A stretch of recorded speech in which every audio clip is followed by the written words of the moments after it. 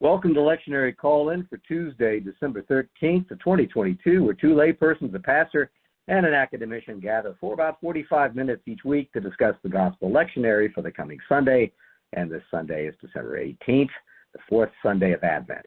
Each Tuesday we call in from wherever we may be at 6:30 a.m. Eastern Time, and for our friend Charles Willard, of course, in Central Time, it's 5:30 a.m. Our team's working to be faithful to Year A, and that puts us in the Gospel of Matthew on Sunday. And we hope this discussion will provide areas of focus and reflection. Here's what we do. We develop perspectives independently after the leadoff person shares some formative questions. And then in this virtual discussion room, we share, encourage, and challenge each other. And here are the folks joining us in today's discussion. Sarah Mickelson, Tampa. Charles Willard, Minnesota. Bill Hall, St. Petersburg, Florida. And I'm Don Upton. I'm in Charlotte, North Carolina. Good to see everybody. Just a heads up for as we go into the holidays. The next Sunday is Christmas, and the next Sunday after that is New Year's. And then once we get through New Year's, as we've discussed in the past, we're going to look at the Sunday Gospel readings of Year A during Epiphany through the lens of the letters in the lectionary. So we're not veering from the Gospel, but we'll be using the letters as specified by the lectionary committee. And so it heads up as we get into Epiphany. We'll begin with Acts 10, and most of it will be in 1 Corinthians. So to prepare to look at Matthew through that dimension, we'll commend especially 1 Corinthians to you, working in chapters 1, 2, and 3 during that time. But for today, and the Sunday Gospel coming up, I'm going to go ahead and read Matthew 1, 18 through 25. Now, the birth of Jesus the Messiah took place in this way. When his mother Mary had been engaged to Joseph, but before they lived together, she was found to be with child from the Holy Spirit.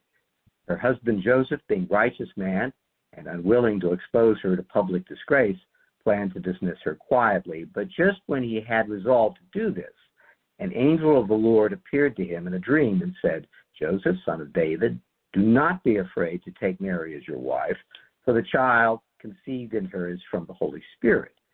She will bear a son, and you will name him Jesus, for he will save his people from their sins." All this took place to fulfill what had been spoken by the Lord through the prophet. "Look, the virgin shall conceive and bear a son, and they shall name him Emmanuel," which means God is with us. And when Joseph awoke from sleep, he did as the angel of the Lord commanded him. He took her as his wife, but had no marital relations with her until she had borne a son, and he named him Jesus. And that's the word of the Lord. Thanks be to God. And I was reading from the New Revised Standard Version. Well, we have three formative questions, as we do in most weeks, and this is going to start with you, Sarah Mickelson, so heads up. I'm using a piece of the 20th verse in this reading. Joseph, son of David, do not be afraid. And the question is, this counsel, do not be afraid, appears throughout Scripture, and I would say especially in Matthew. But here's a message or an intervention into Joseph's life with that same stage setting, do not be afraid. And I can think of many starting points for the message that could have taken place, but the message foundation was do not be afraid. But it begins with fear. Why do we begin with fear here to set the stage? Sarah? Well, my first instinct is to say something is happening that's unexpected. That's a disruption. And my general reaction when that occurs is fear, and I resist completely change in any shape or form. So I'm going to open with, I think that this is evidence of a fear of the unexplained. Fear of an anticipated path shifting unexpectedly. Fear of the future suddenly having to be reimagined. Fear of an unacceptable thought of infidelity. fear of the full and unorthodox engagement of parenting Mary's child. Can't really say it's someone else's child. It's God's child. So with all of that having put as the backdrop, Joseph is like, that's a whole lot of new and a whole lot of unexpected.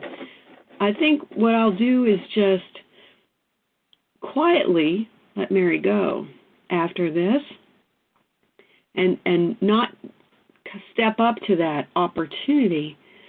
So I'm interested in the idea that Joseph changes his course of action because of the visitation of an angel in his dream.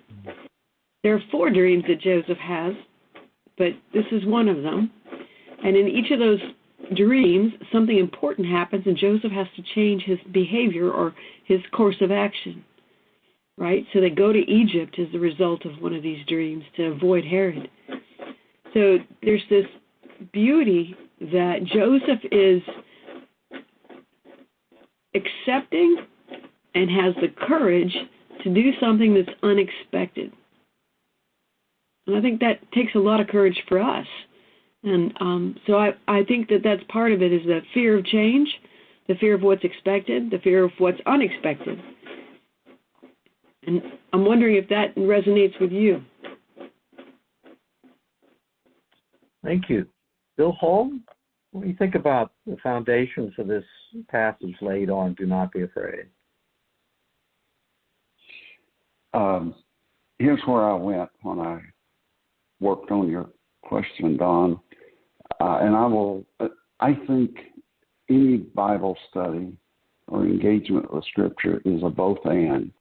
What was the original context, but also what is our context today? Otherwise, it's just an academic exercise. So in my comments, I will refer a couple of times to my own journey.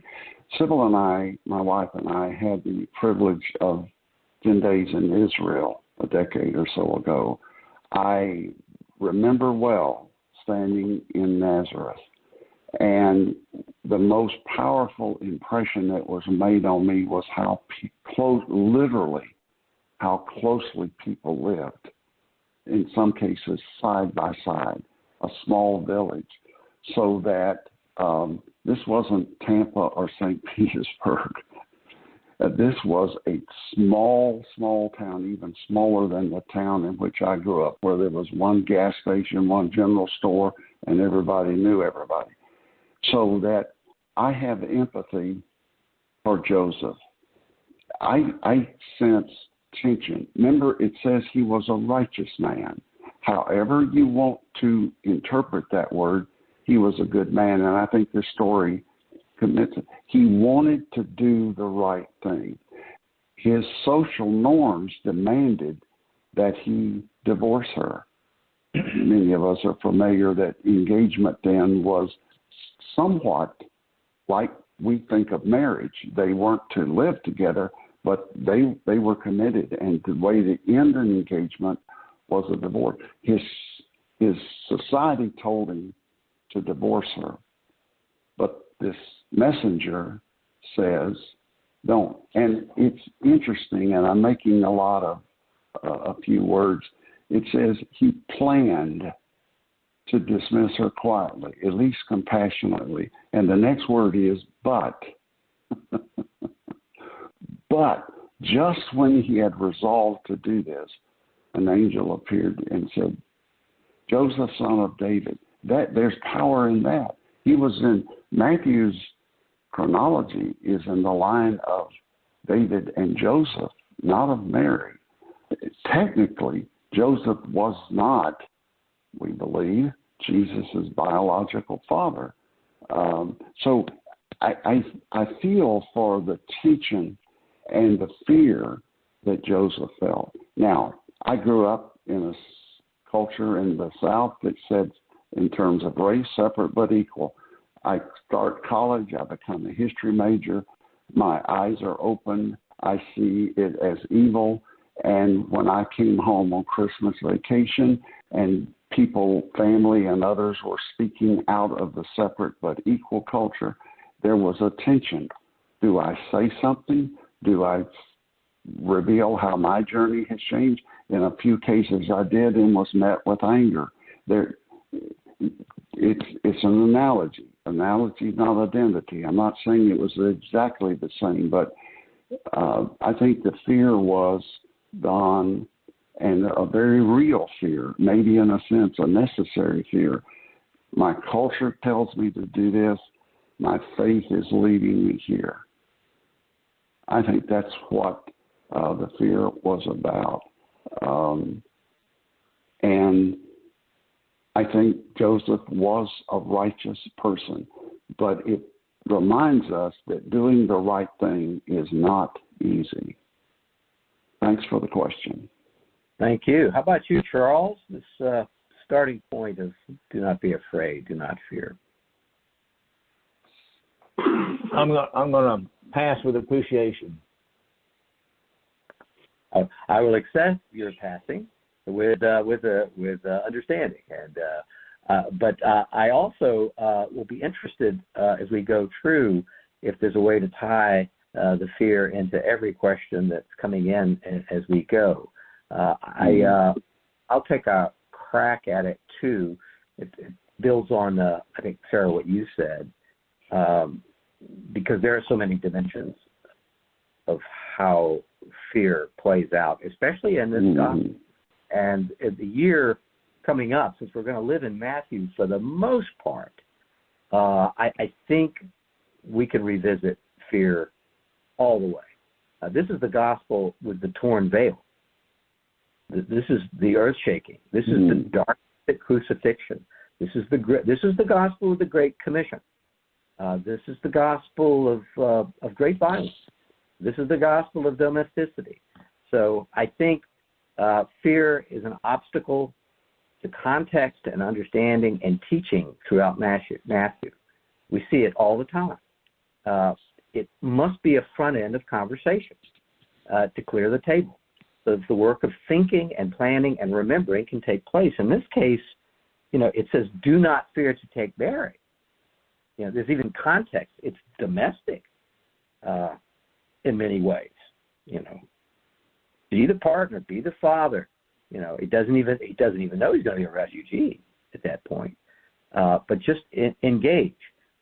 So just to give you a sense of what's to come in Matthew, I won't even do the citations. Do not be afraid to go and tell my brothers to go to Galilee. They will see me there.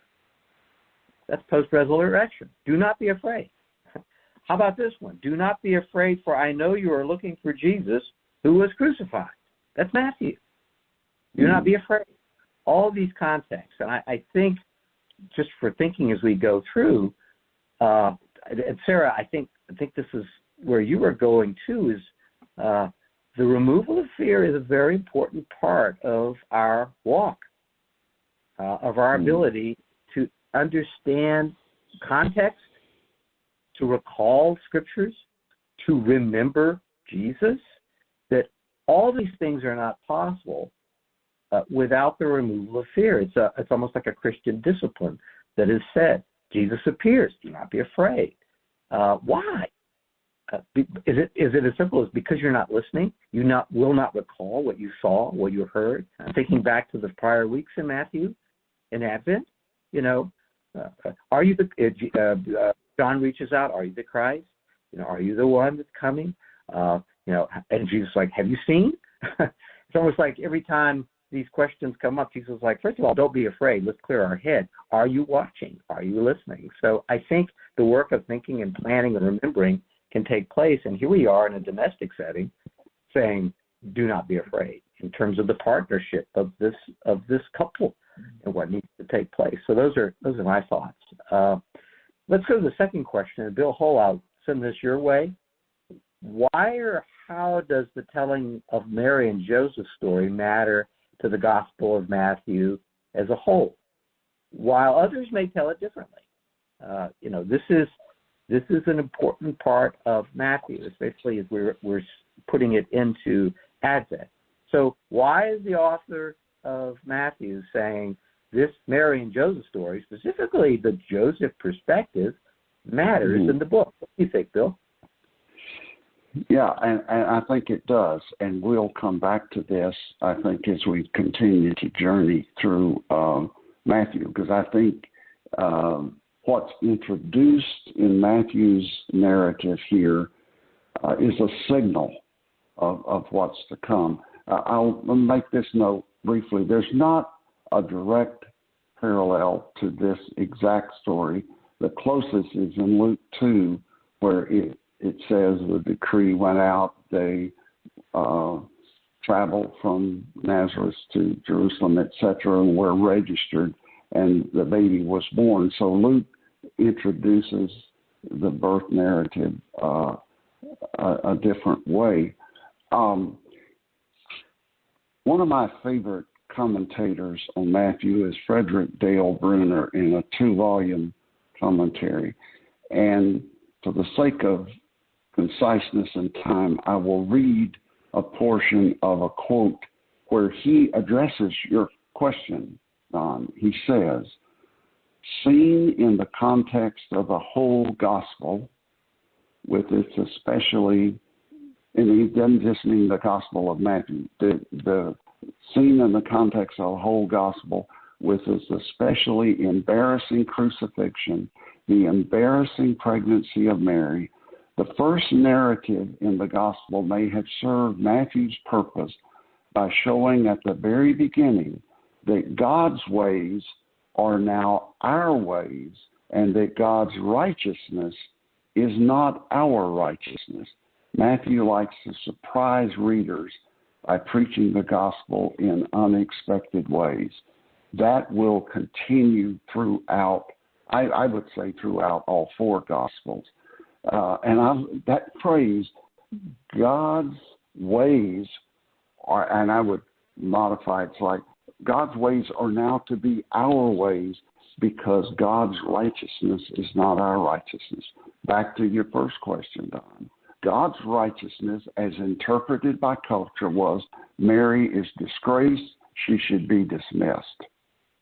Some would even argue in that culture she would become an alien, she would be cast out of the village on her own with no safety net, no support. So why does he tell it differently? I think Bruner concisely summarizes my thoughts on your question, Don. Thank you. Thank you for that quotation. Sarah, what do you think? I think in Matthew we get the perspective of Joseph. Luke gives us Mary's perspective, but I think Matthew specifically focuses on Joseph's perspective. I think this gospel offers a of Joseph moving with doubt toward faith. And through Matthew's words, we're offered a Joseph that seems to hold space for the rest of us. For those in whom doubt walks hand in hand with the development of faith, I think that Joseph has only this revelation to submit his actions that move him forward into God's plan. I think Matthew offers us a story of God with us and us with God from the very beginning. I think that's the sweetest bit. Joseph can only do what Joseph is going to do because God is with him. And God's plan and Joseph's plan become one. I think that's the best part of this bit for us, is that this is a very real, very concerned participant in what God's planning to do. And he invites Joseph in. And Joseph has to go, okay, I'll go with you. And I think that's kind of the way the gospel works, is God invites us in and we have to go, okay, I'll go with you. And so it's that commitment. Thanks. Coming to you in a second, Charles, I just want to build on what you both were saying. Is I needed a reminder this week when I was reading, Sarah, of what you just laid out. Joseph is a source. It's Joseph's story. I mean, there's, commentators believe, then how do we have this? We have this because the voice of the the father or the voices of the siblings that knew Joseph are here. That's what this is. This is the telling of Joseph's encounter with the Eternal. And I mean, even though in a way, it's like, well, where did the text come from? I just hadn't taken it all the way back, because I think so much about when this was written and the generation down the road. But he is the source, and that means the family is the source of this. And I'm attracted to the fact that we spend so much time looking at Mary's encounter, and we look at the Magnificat and the other readings that come up in Advent, depending on what cycle we're in lectionary. They're two independent encounters with the Eternal, all on the same page, to make it simple. And so I like this connection because, again, tying it back to the whole Gospel of Matthew, it is a gospel of bridging things. You know, it's a gospel of conversion. Why was it written? To provide context of the past and the future for those that are becoming a part of the new Christian church, of bridging. And I think this is a bridging piece of the gospel, as Joseph is provided this information and moves forward. It's the context with the scriptures and the context with life and family. One of the first bridges, a father adopting a son and accepting his name from the Eternal. It's a bridge. A father applying the disciplines and the care and the trades of the family when otherwise it wouldn't have taken place. It's a bridge, and it gets us ready for the other fearful, using fear, the fearful bridges that are taking place as the gospel moves forward. I'd say to the point where here's a scary one. You know, this at least looks like a family as it comes together, and then not far, you know, Jesus is going to ask, "Who is my mother? Who are my brothers?" And then he's going to point to all of his followers. There's my mother. There's my brothers. This bridging and bridging and bridging and crosswalking that's taking place. And I think this sets the tone for the book that we're going to be working with for the year to come. Charles Willard, how about you? How does the telling of the Mary and Joseph story matter to the Gospel of Matthew? Why this Joseph story? Excuse me, I guess we're all coughing here. I wanted to share the conclusion of an article by Fred Craddock on this passage, and he says, everybody is already having Christmas except the church. The preacher is urged to dip into Luke at least one Sunday early. A few angels and a shepherd or two will surely get us out of this dark waiting room. We're like a student who responded to Robert Frost at a poetry reading. Frost is reading from the familiar promises to keep and miles to go before we sleep. A hand shot up. You spoke of promises to keep. What promises? Frost replied that if I had wanted you to know, I would have told you. When we were tired of waiting for long promises to be revealed, Matthew had good for us. He chides us. If you think 4 weeks is a long wait, join me in page 1 of the book of Genesis of Jesus Christ, and we will journey through 42 generations, at the end of which we will meet Joseph, the husband of Mary, whom Jesus was born. Think of Matthew as a birth announcement. It is brief. All the words of the authors, with neither Joseph nor Mary having speaking parts. Thank you. Thank you. Thank you. Stuff. Okay. Well, let's get on to our next question. These are all overlapping questions. Sarah, I'll offer a first comment, but I'm coming to you after that. What are your thoughts on the author's need to include the story of Joseph's engagement in the naming? And I realized as I read it this morning, as I prepared for this podcast, that word engagement, I didn't intentionally make it that. I didn't mean it to be as multidimensional. I wrote it in terms of engagement in the naming process and not Joseph's engagement to Mary, but it can take that way as well. And just the reason I asked it is not just because we're dealing with son of David, but this obligation of a father is being carried out, the acknowledgement of a family and lineage and legacy and future in the past. And I am moved this year that the first saying of the name to him is from the eternal, even though it is vested in the past, and he is from the house of David, and the first saying of the name to him is from the eternal. And the immortal nature of the naming, the remembrance, another in a line among humans, plays out beautifully with the eternal naming of the child.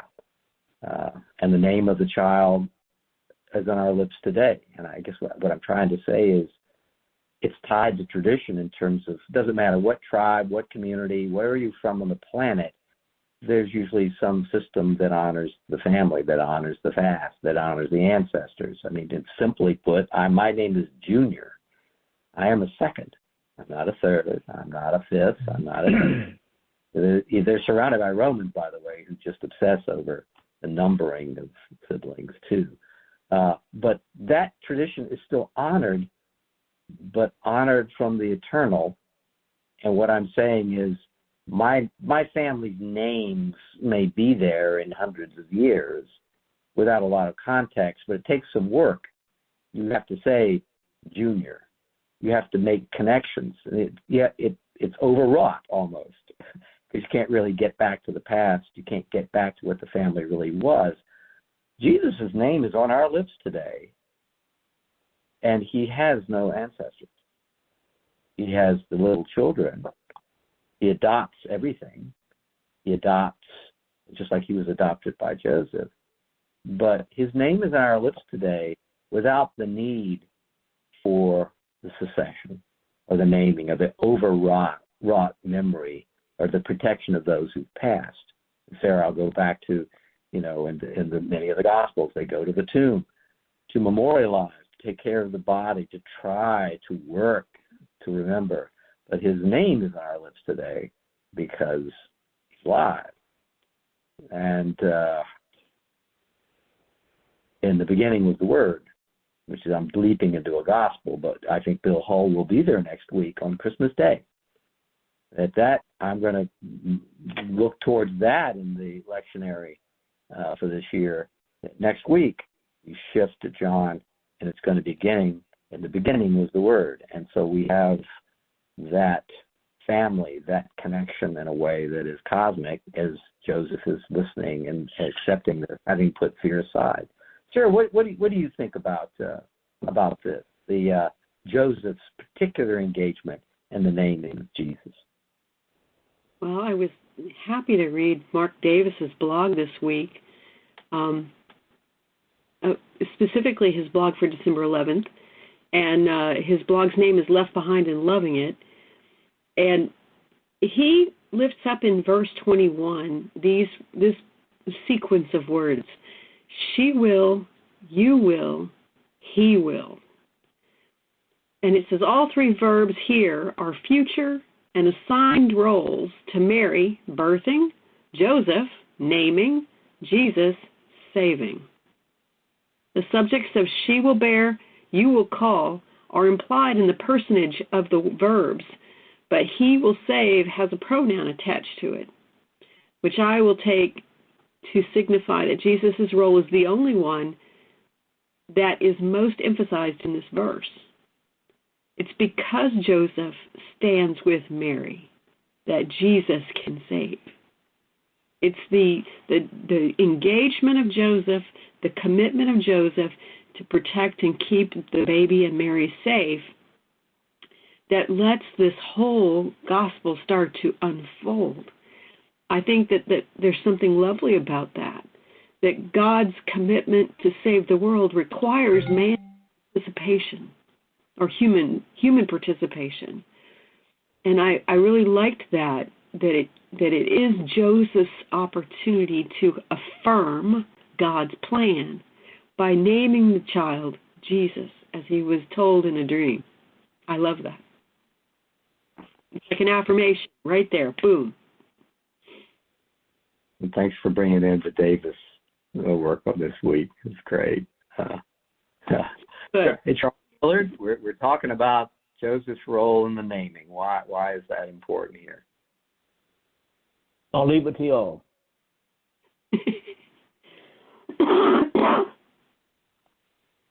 Well, Bill Hull, you get last word.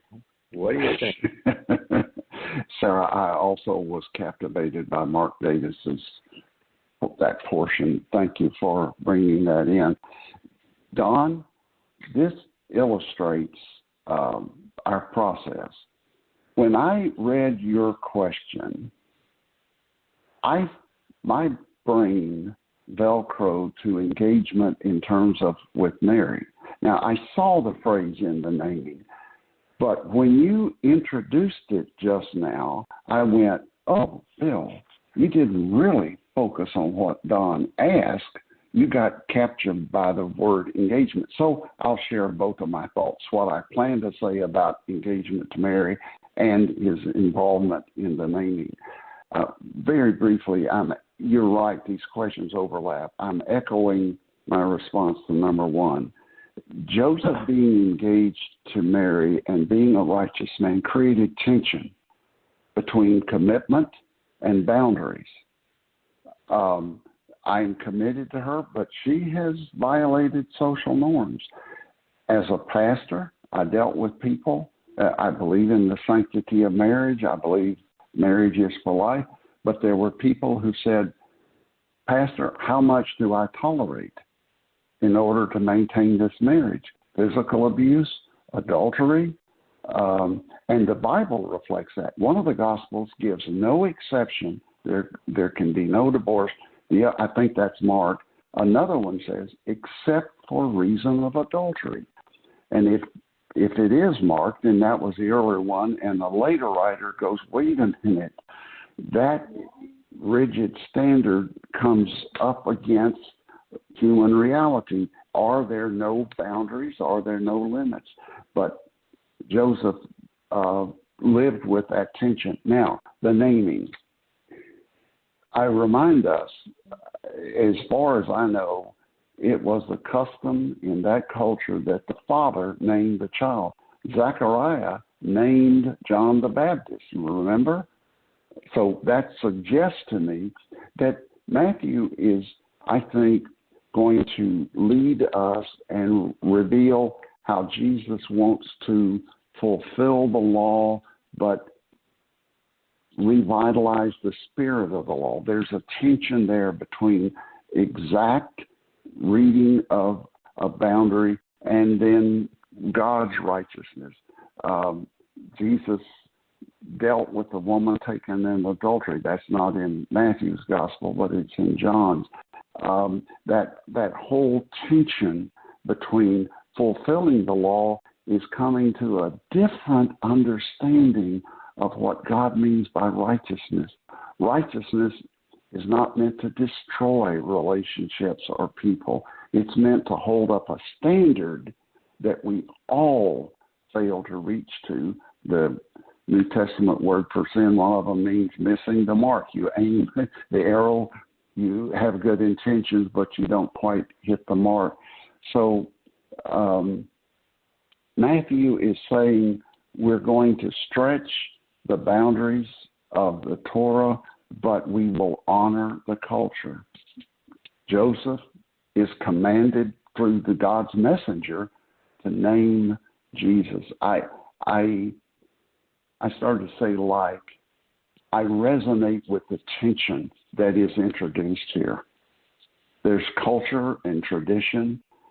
Sybil and I are going to do many of the same rituals that we've done throughout our marriage during this Christmas season, and yet it will be different. You may notice my background is different. We are having repairs in our apartment here in this retirement community. We're in a different, we've been uprooted, not exactly like Mary and Joseph, but we're dealing with the tension of what box did we put that in?